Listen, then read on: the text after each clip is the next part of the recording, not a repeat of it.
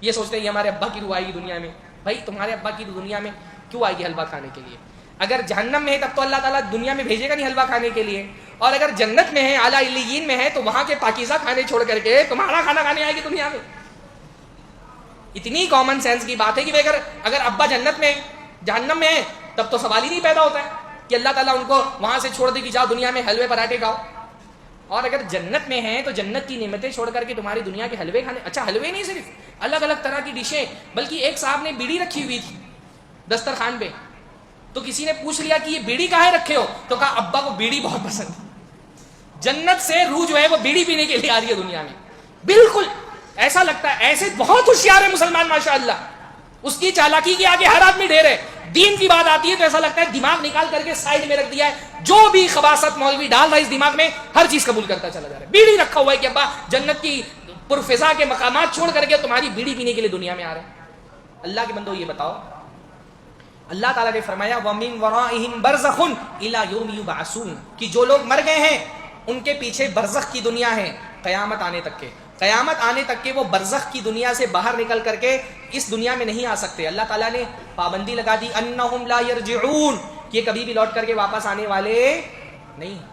نیک سے نیک آدمی حضرت عبداللہ ابن جابر ابن عبداللہ رضی اللہ تعالیٰ عنہ کے والد ہیں حضرت عبداللہ، غزوہ احد میں شہید ہو گئے. اللہ کے نبی نے دیکھا جابر ابن عبداللہ بہت پریشان ہے. پوچھا جابر کیا معاملہ ہے؟ کہا رسول اللہ میرے ابا غزوہ احد میں شہید ہو گئے، پیچھے چھوٹی چھوٹی بہنیں ہیں میری چھوڑ کے چلے گئے ہیں، بہت سارا قرضہ ہے، اسی کا ٹینشن لگا ہوا ہے. ابا وفات پا گئے ہیں، غم ہے اس کا. تو کہا اللہ کے نبی صلی اللہ علیہ وسلم نے کہ جابر میں تم کو بتاؤں اللہ تعالیٰ نے تمہارے ابا کے ساتھ کیا کیا؟ اللہ تعالیٰ نے تمہارے ابا کو زندہ کیا اور تمہارے ابا سے کہا مانگو تم کو کیا مانگنا ہے، ڈائریکٹ بغیر کسی ترجمان کے. جیسے اللہ تعالیٰ نے ڈائریکٹ حضرت موسیٰ سے بات کی تھی ویسے ڈائریکٹ اللہ تعالیٰ نے تمہارے ابا سے بات کی. یہ شہید کا مرتبہ ہے.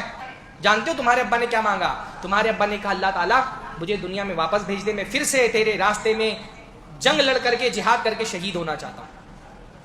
شہید رسول اللہ کا صحابی شہید، غزوہ احد میں شہید ہونے والا شہید، اللہ تعالیٰ سے ڈائریکٹ اللہ آفر کر رہا ہے کہ مانگو کیا مانگنا ہے. اللہ سے مانگ رہا ہے اللہ ہم کو دنیا میں دوبارہ بھیج دے، ہم دوبارہ تیرے راستے میں لڑ کر کے شہید ہونا چاہتے ہیں.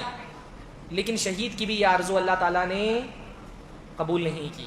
کہا نہیں یہ نہیں ہو سکتا، ہم نے اپنی کتاب میں لکھ دیا ہے، ہمارا اصول ہے انہم لا یرجعون کہ یہ مرنے والے دوبارہ دنیا میں بھیجے نہیں جائیں گے.